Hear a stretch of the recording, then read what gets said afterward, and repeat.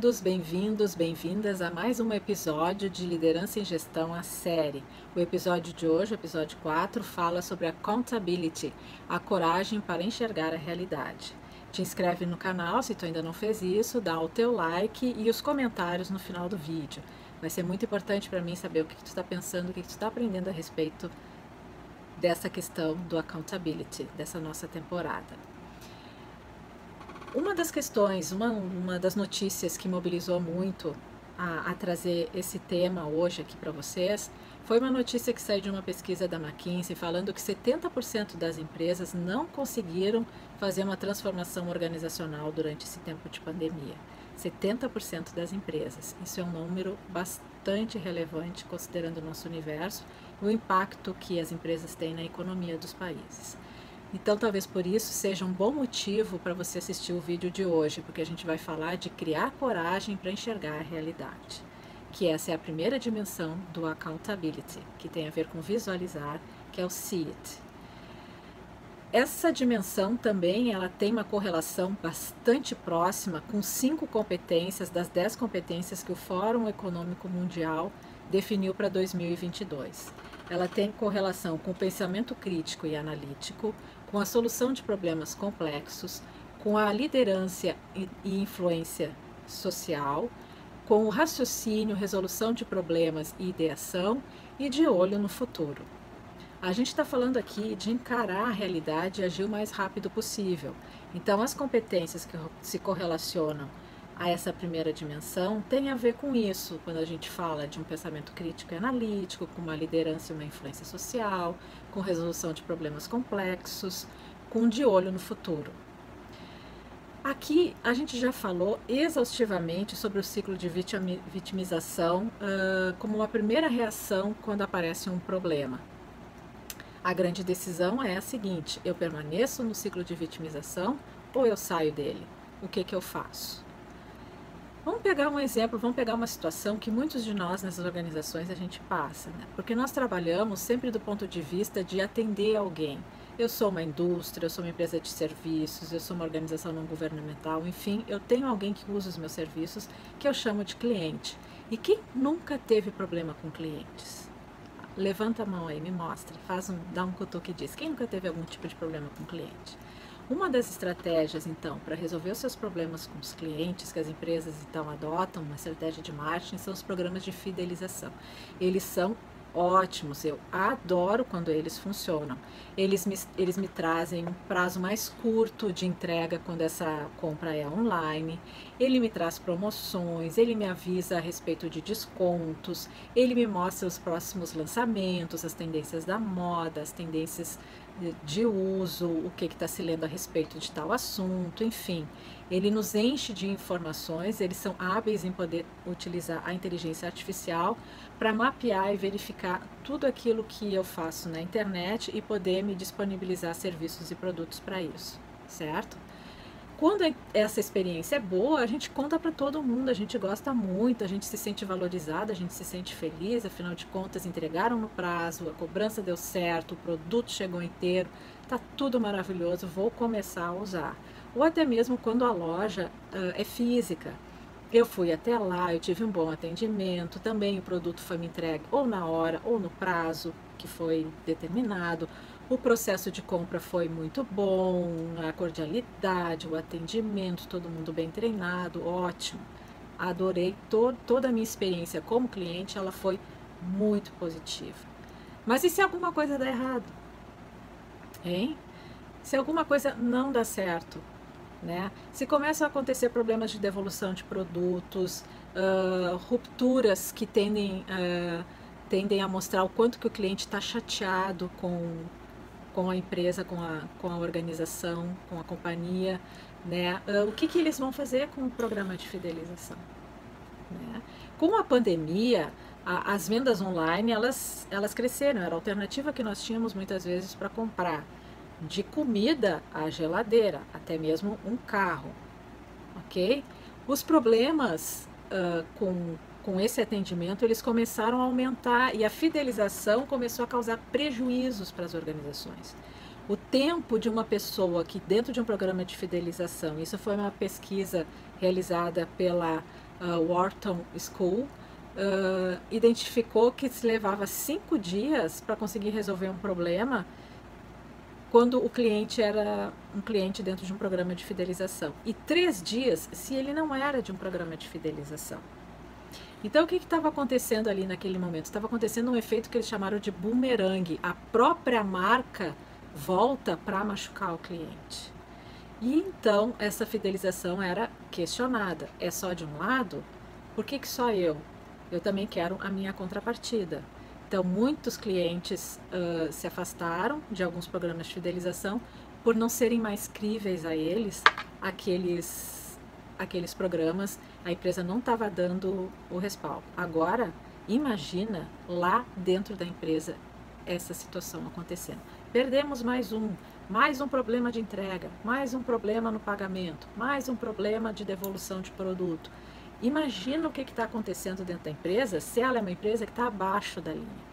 Os dedos estão todos em riste, né? Foi ele, foi aquela área. Então começam as acusações, as isenções, a vitimização todas as queixas, todas as dores para serem resolvidas. Mas como você, como liderança, quer ser referência na área que tu atua e ser uma referência como liderança, como é que tu faria para resgatar isso, para resolver isso e não matar o ganso de ouro? Mas se você é uma liderança que está pronta para dar o primeiro passo para o accountability, essa situação vai requerer de você o quê? Coragem para tomar consciência do que está acontecendo, de toda a realidade da situação, não importa o quão desagradável isso pode ser, ou injusta, inclusive, a situação pode ser. A chave para isso tudo é a coragem. Coragem para se responsabilizar pelo resultado. Um dos motivos para dar errado nessa primeira dimensão, que é a dimensão da coragem, é não conseguir enxergar a realidade porque escolhe ignorar ou não aceitar as mudanças no ambiente externo. O que pode empurrar, então, a tua liderança, o teu departamento, a tua empresa para baixo da linha. E um bom jeito de diminuir e minar a competitividade e o teu market share é adotando esse tipo de atitude. Então, como seria olhar para isso? Qual seria o jeito mais certo de colocar em prática essa dimensão, a dimensão SIT, visualizar? Eu vou te dar três alternativas para isso. Primeiro, é entender que quais são os problemas mais prejudiciais. Né? Compara a experiência do cliente antes e durante a pandemia. A frequência de compras, os problemas recorrentes, o tempo de resolução desses problemas.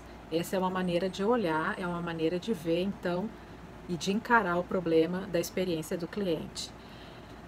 Uma outra maneira é poder pensar em oferecer benefícios que possam proteger contra algumas deserções, né, de que haja uma fuga de clientes. Compensações que possam ser disponibilizadas, alertas de promoções e de produtos quando em venda, cashback em compras. O importante é fazer o cliente fiel se sentir valorizado. Eu tive uma situação muito corriqueira, mas uma situação que exemplifica isso. Eu precisava comprar uma torta para um aniversário que estava acontecendo aqui em casa. Aqui em casa somos 3 pessoas, eu, meu marido e a minha filha. Meu marido estava de aniversário e a gente resolveu fazer um almoço, nós 3, durante a pandemia, estou dizendo isso. E eu encomendei, então, uma torta numa padaria que eu não conhecia. Mas pelo Instagram eu olhei os produtos, a pessoa que me indicou era uma pessoa confiável, fiz a encomenda. Encomendei lá o tipo de torta, dei o nome da torta que eu queria. E disse o dia e o horário que eu queria aquela torta, que eu precisava daquela torta. Ou seja, no dia do aniversário, a torta deveria chegar aqui às 5 horas da tarde. Ela chegou às 6 horas da tarde. E não chegou a torta que eu pedi. Chegou uma outra torta, uma torta com nata. E eu vou contar para vocês, eu não gosto de nata. Jamais pediria aquela torta, porque eu não gosto de nata. Não gosto do gosto da nata, não é nem a textura, é o gosto. Mais tarde, a pessoa que me indicou, num outro dia, a pessoa que me indicou essa confeitaria, ele me perguntou como é que tinha sido a minha experiência. E eu contei, olha, Até o atendimento, até a gente fechar o negócio, estava tudo perfeito. Me responderam no WhatsApp, me passaram o cardápio, os preços, os tamanhos, os recheios, tudo que estava acontecendo. Quando eu recebi, era uma outra coisa, além de chegar atrasado. 2 dias depois estava na minha porta a torta que eu havia pedido. Eles trouxeram, mandaram para mim e como compensação a torta que eu havia pedido, que não tinha nem um pingo de nada. A gente comeu mais uma torta naquela semana, ou seja, ao longo de algumas semanas. Então esse jeito fez com que eu voltasse a comprar lá com um pouquinho mais de cuidado no início, mas depois as coisas engrenaram, as coisas começaram a fluir bem, certo? Outra coisa que pode ser feito é integrar programas de fidelidade com a estratégia e com os processos gerais da organização. Aquilo que no outro episódio, no episódio 3, nós chamamos de accountability conjunto, ou seja, trabalhar para que todos sejam responsáveis por aquela situação. Então, se um produto sai do meu estoque para chegar na casa de uma pessoa, ou sai da minha loja física para chegar com uma pessoa, todos são responsáveis por aquilo que está acontecendo ali, certo? De fato, é preciso ter coragem para detectar um comportamento abaixo da linha e encarar a situação. Vou contar para vocês uma situação que eu vivenciei durante a pandemia. Uma empresa do varejo que no último decreto de bandeira preta que nós tivemos, ela se desorganizou de um jeito, porque precisou fechar suas lojas. Ela se desorganizou de um jeito tão grande, tão grande, tão grande, que eu não sei como ela não quebrou naquele momento.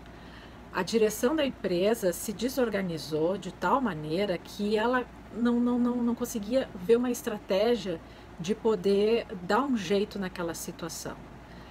Ela começou a demitir pessoas sem necessidade, porque ela começou a demitir pessoas de salários muito baixos, ou que ainda estavam em período de experiência, porque ela recém tinha voltado a contratar pessoas.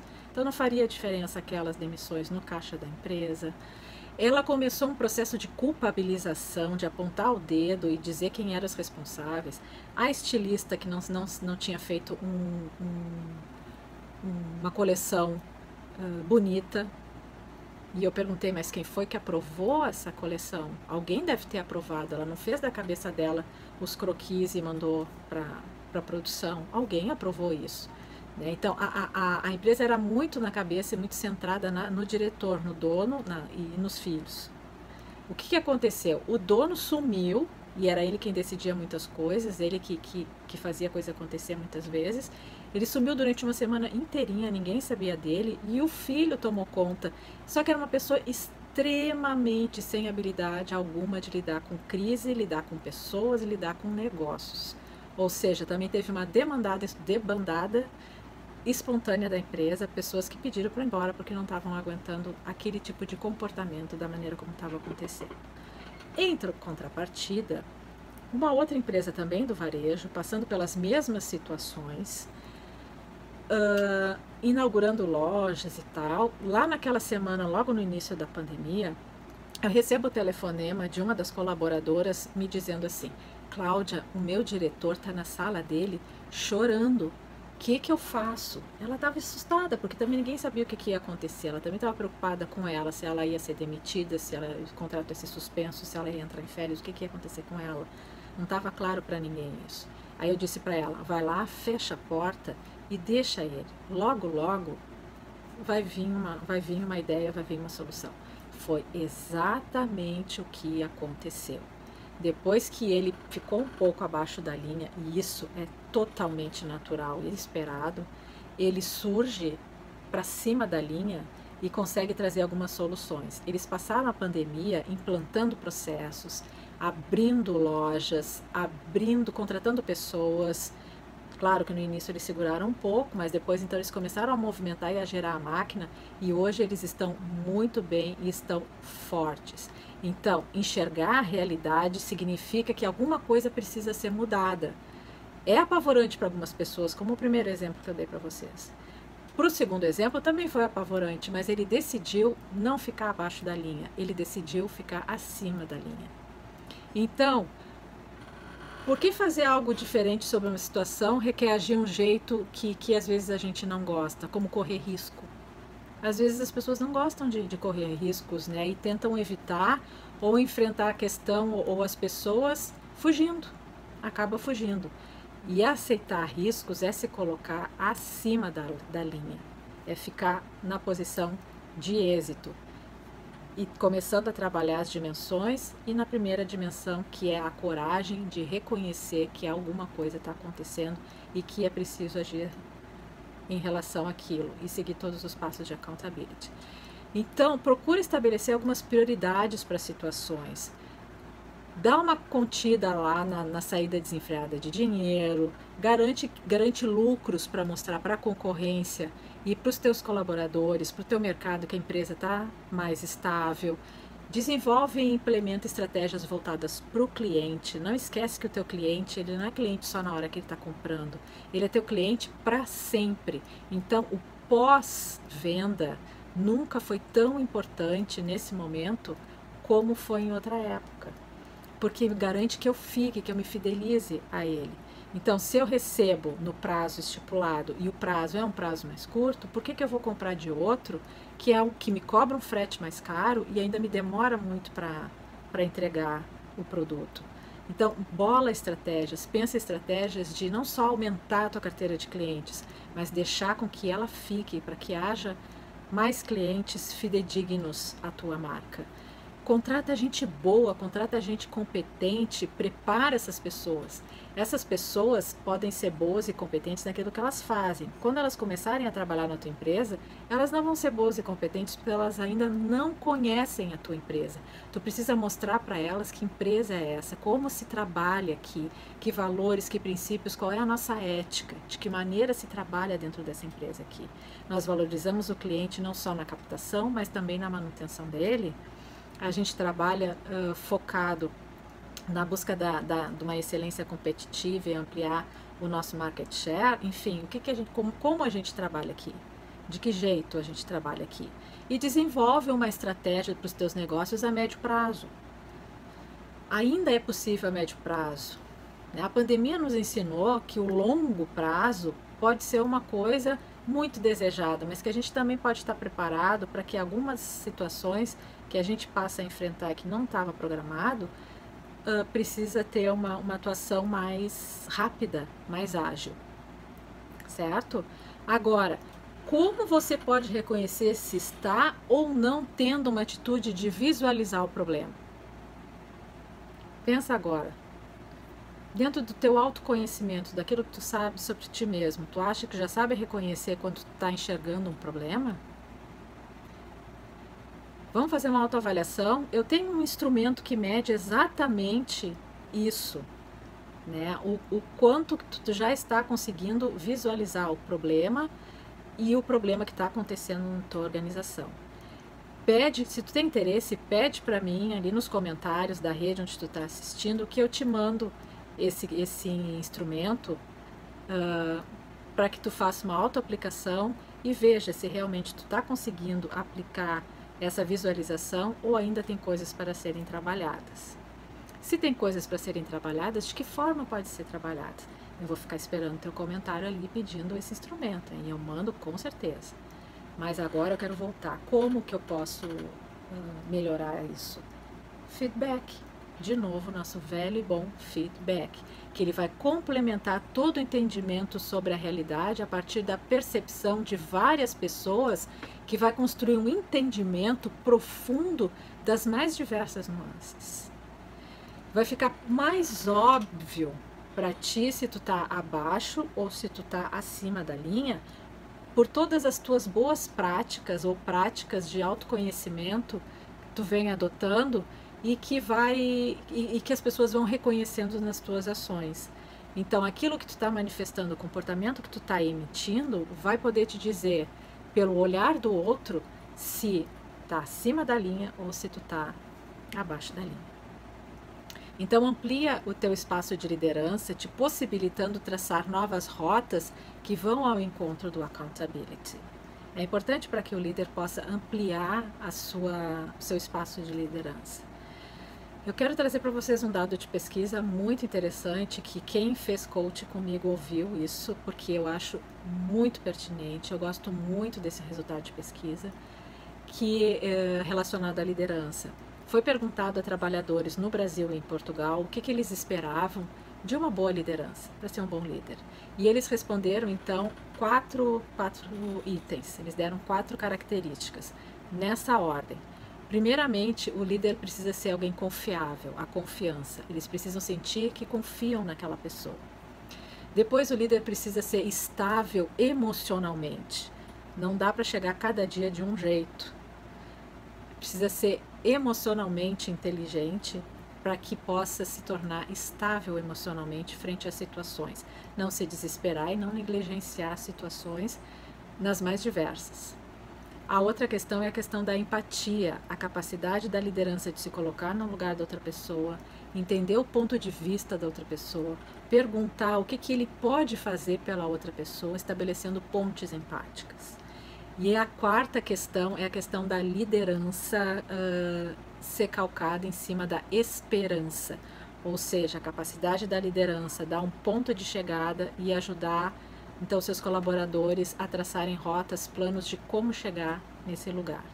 Através do seu protagonismo, cada pessoa vai agenciando e vai fazendo então o seu caminho até chegar nesse objetivo. Percebem? Então, qual é o benefício dessa dimensão? É enfrentar a realidade, é correr riscos, é tomar decisões e passar para cima da linha, mudando a visão dos colaboradores a respeito da tua atuação como liderança, se tu fica muito aqui embaixo, na posição de vitimização, posição de fracasso, de que não deu certo. Então eu quero chegar nesse ponto aqui e dizer o seguinte: não esqueça nunca que não ajuda em nada sentir pena de si mesmo. Eu tenho certeza de que os teus colaboradores não precisam de discursos inflamados, mas eles precisam da tua liderança, de um senso de direção, para onde vamos. Né? Que eles querem pessoas que ajam buscando vitórias de curto prazo e entusiasmo de longo prazo.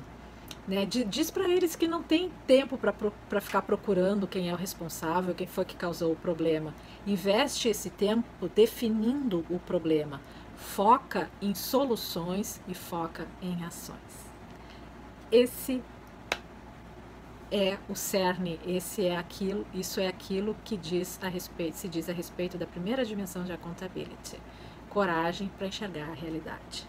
Experimenta, se ainda não experimentou. Muito obrigada por ter ficado até aqui. Semana que vem a gente tem o episódio 5. Muito obrigada.